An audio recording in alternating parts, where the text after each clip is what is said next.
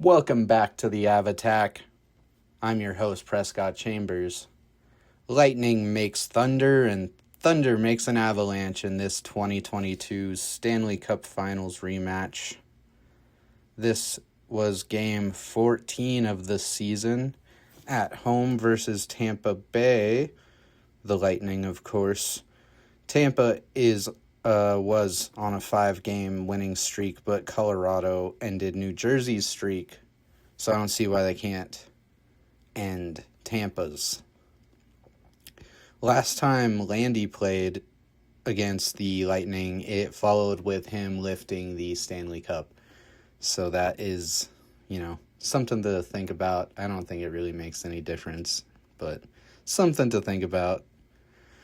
Tristan Nielsen of the Colorado Eagles has been called up and will be played in his first NHL game for the Avalanche in this one. And I am going to the Broncos game tonight, Thursday Night Football against the Raiders, so that's why I'm all dressed up. Let's go Broncos. Goalies for this one were Andrei Vasilevsky and Scott Wedgwood. I was expecting to see Mackenzie Blackwood since he had kind of just got back. Only played one game so far, but they're probably trying to take it easy on him. Period 1.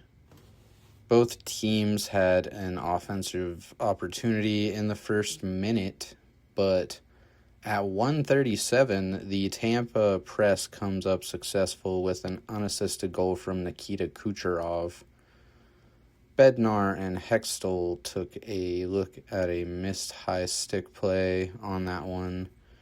One of the Tampa players just played the puck with a high stick, and then I think one of our players did following that, and it never got whistled dead, so they decided not to challenge it, though, and at 5:43, the captain, Gabe Landeskog, ends up dropping the gloves with Charles-Edouard Destow, which initiated a bunch of Landy chants raining down from the crowd and definitely got both teams fired up. The game immediately started to feel like a playoff game following that fight. It felt like the Avs were getting the entry in the zone, but not. They were trying to make. It felt like they were trying to make too many passes at certain points, like trying to be too pretty, too cute with it. Tampa was playing a really good poke check, though, and that definitely was having a big effect on the Avs. At 10:47, Avs got their first power play on an interference call. They had some great opportunities on that one, but none that went into the back of the net. At 13:34, Tampa got a too many men on the ice penalty, giving the Avs another power play. And at 13:51, Victor Olofsson gets to a rebound and puts it past Vasi to tie it at 1. Assists on the goal from Nathan MacKinnon and Martin Necas. Lightning started to up the pressure in the last 3 minutes. The Avs answered right back, but at 17:34, Olofsson went to the box on a tripping call, giving Tampa their first power play of the night. Avs did a great job at catching most of the Lightning's entries before they could develop and were able to kill. After 1, we're tied at 1. Period 2, Tampa has a really good start to this period. Then the Avs get a great opportunity, but Vasilevsky was somehow able to keep it out. Avs having some dangerous situations unfold in front of their net, but then at 4:08, Victor Olofsson picks up another rebound for a one-time goal with assists from Jack Drury and Gabriel Landeskog, making it 2-1 Avs. Shortly after, at 5:21, Sam Malinsky makes a beautiful pass to Ross Colton for a breakaway, who flies in and tucks it backhand around the left skate of Vasilevsky. That makes it 3-1 Colorado. The second assist on that one was from Brock Nelson.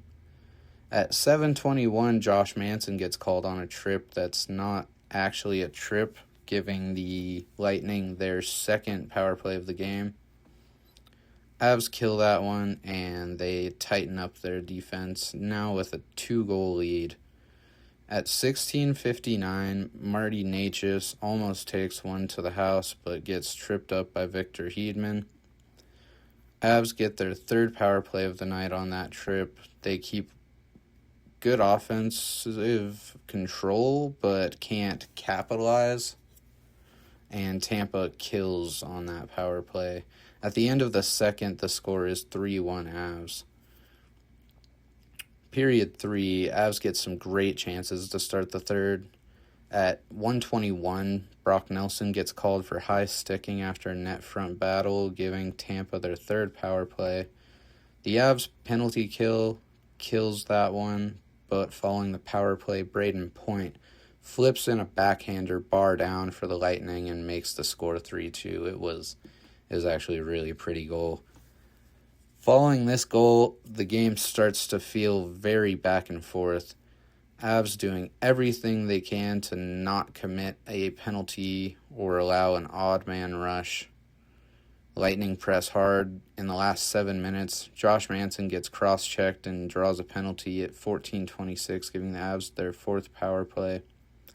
Avs weren't able to get comfortably set up in the beginning of the power play. They get a couple opportunities, but Tampa is on top of their penalty kill. Vasilevsky heads to the bench with about 3 minutes left on the clock. With about a minute and a half remaining, chaos unfolds in the Avs zone, but Wedgwood and Cale Makar have save the game. The Avalanche get attacked and can't get one to the empty net, but are able to hold the Lightning to 2. And we end with a final score of 3-2 Avalanche. I did have worries about the whole Cale Makar. He blocked one of the shots big time, but it hit him square in the hand, I'm pretty sure. And it looked like it may have injured him. He looked like he was writhing in pain on the bench, but I think he's going to be all right. I mean, he's a warrior for sure, to say the least. So I think he's going to be okay. But what a team effort on this one. 2 from Olofsson and that absolutely beautiful goal from Ross Colton for the game winner. Man, he actually looked like he had some mitts on that. And I know Rossi's been working tirelessly on his game. I know he has. He's been trying to better his game a lot. And you can see it for sure. He's gonna have a really good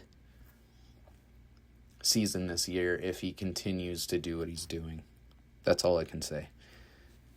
Moving forward, Dallas has been announced for a Stadium Series game in 2027 at AT&T Stadium where the Cowboys play, and the Avs are a very possible contender for that.